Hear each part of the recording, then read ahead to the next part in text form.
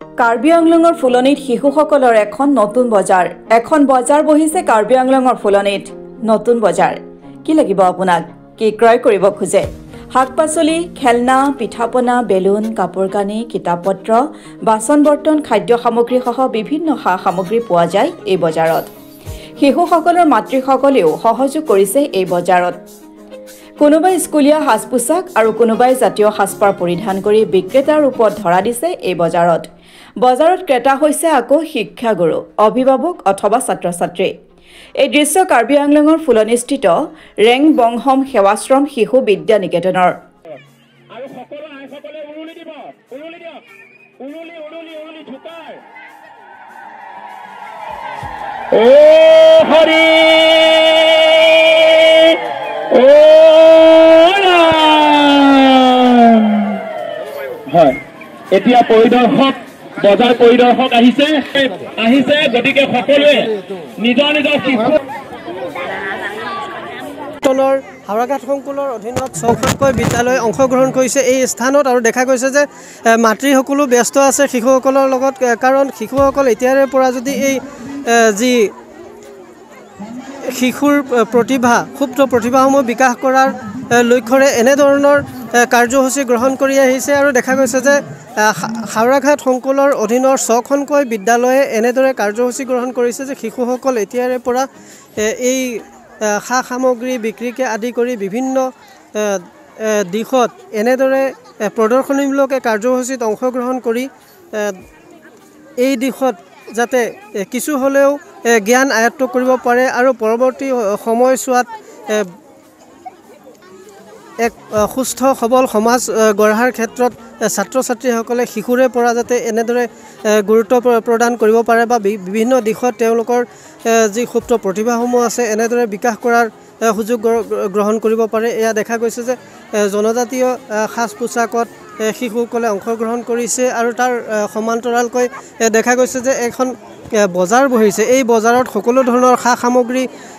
পোৱা গৈছে এক প্ৰদৰ্শনীমূলক বজাৰ যে বেলুনকে আদি কৰি বিভিন্ন বাদাম চানা ভজা তাৰপিছত আচাৰ শাক পাচলি বেচা কিনা অব্যাহত আছে যথেষ্ট আকৰ্ষণীয় এই দৃশ্য হৈছে কাৰ্বি আংলঙৰ ফুলনি ৰেংবংহম সেৱাশ্ৰম শিশু বিদ্যা নিকেতনত হাওৰাঘাট সংকুলৰ অধীনৰ 6খনকৈ বিদ্যালয়ৰ শিশু ছাত্ৰ ছাত্ৰীসকলে অংশগ্ৰহণ কৰা এয়া বজাৰ এয়া শিক্ষাগুৰুসকলে ছাত্ৰ ছাত্ৰীৰ পৰা ক্ৰয় কৰিছে যথেষ্ট ভিৰ দেখা গৈছে মই বৰ্তমান উপস্থিত আছোঁ এখন বজাৰত শিশু মেলাৰ অংশৰূপে এই বজাৰৰ আয়োজন কৰা হৈছে আৰু দেখা গৈছে যে ইয়াত খাদ্য সামগ্ৰীৰ এখন শিশুৰ বজাৰ বহিছে আৰু এই বজাৰৰ জৰিয়তে শিশুসকলৰ সুপ্ত প্ৰতিভা বিকাশৰ লক্ষ্য আগত ৰাখি শিক্ষাগুৰুসকলে এই কাৰ্যসূচীৰ আয়োজন কৰি আহিছে আৰু এই দৃশ্য কাৰ্বি আংলঙৰ ফুলনি ৰেংবংহম সেৱাশ্ৰম বিদ্যা নিকেতনৰ ফুলনিস্থিত ৰেংবংহম সেৱাশ্ৰম শিশু বিদ্যা নিকেতনৰ প্ৰধান আচাৰ্য প্ৰসেনজিৎ দাসে প্ৰকাশ কৰা মতে ইয়াত বিদ্যাভাৰতীৰ অধীনৰ হাওৰাঘাট সংকুলৰ 6খন নিকেতনৰ 6 শতাধিক ছাত্ৰ-ছাত্ৰী শিক্ষাগুৰু অভিভাৱক আৰু অতিথিসকলে অংশগ্ৰহণ কৰে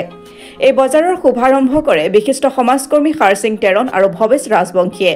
ইপিনে আন এখন মুকলি মঞ্চত চলিছে শিশুসকলৰ নৃত্য গীত আৰু অভিনয় শিশুৰ শৈক্ষিক শাৰীৰিক আৰু মানসিক উৎকৰ্ষ সাধনৰ সমান্তৰালকৈ এইদৰে বজাৰৰ সম্যক জ্ঞান দিয়াৰ প্ৰয়াস কৰিছে শিক্ষাগুৰুসকলে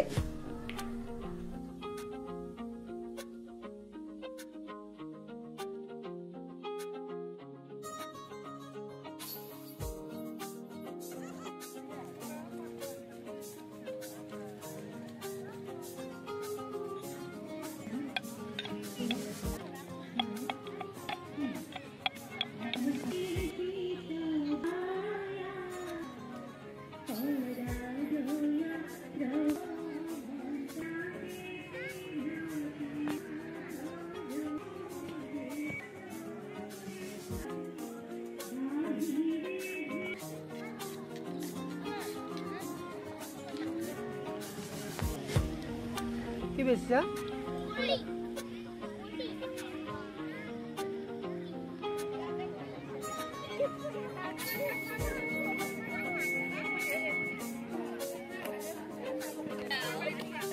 দোকানী খাই আছে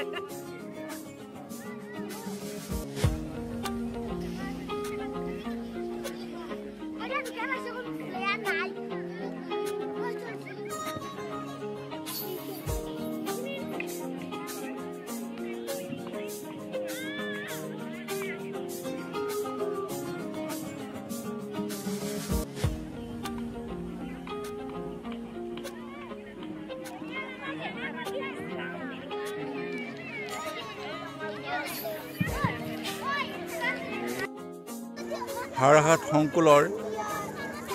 6খন বিদ্যালয়ে শিশুসকলক লৈ আজি ৰেংবংহম সেৱাশ্ৰম বিদ্যানিকেতনত এটি শিশু মেলা যি অনুষ্ঠিত হৈছে। এই শিশু মেলাত আমি উপস্থিত হৈ নথৈ আনন্দিত হৈছোঁ। বিশেষকৈ এই হাওৰাঘাট সংকুলৰ নেতৃস্থানীয় প্ৰধান আচাৰ্যসকলে আৰু ইয়াৰ পৰিচালনা সমিতিসকলে যি সপোন দেখিছে বা যি আশা কৰিছে, সেই আশাৰে এই যি মেলা আয়োজন কৰিছে, আমি আশা ৰাখিছোঁ এই মেলাৰ জৰিয়তে শিশুসকলৰ মানসিক উন্নতি সাধন হ'ব। তেওঁলোকে বজাৰৰ ক্ৰয় বিক্ৰয়ৰ ওপৰত এটি সম্যক জ্ঞান লাভ কৰিবলৈ সক্ষম হ'ব আৰু ইয়াত তেওঁলোকৰ মনৰ ভাৱ আদান প্ৰদান কৰাত নিশ্চয় সহায়ক হ'ব।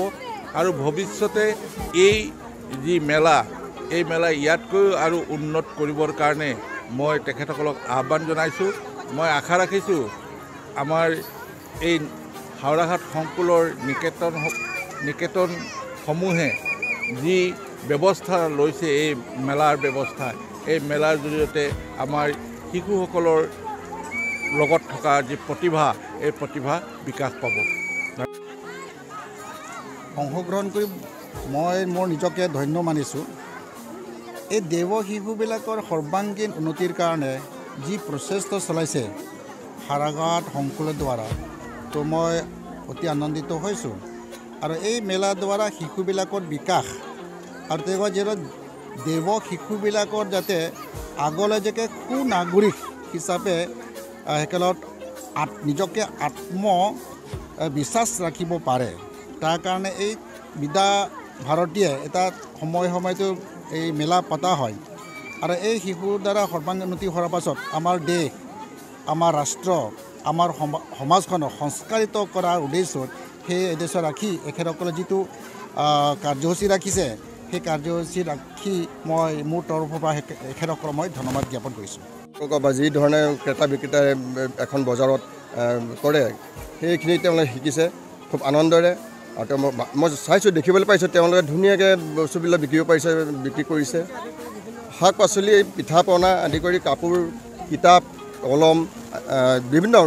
সামগ্ৰী তেওঁলোকে বিক্ৰী কৰিছে খুব আনন্দৰে। মোৰ খুব ভাল লাগিছে এই বিষয়ে।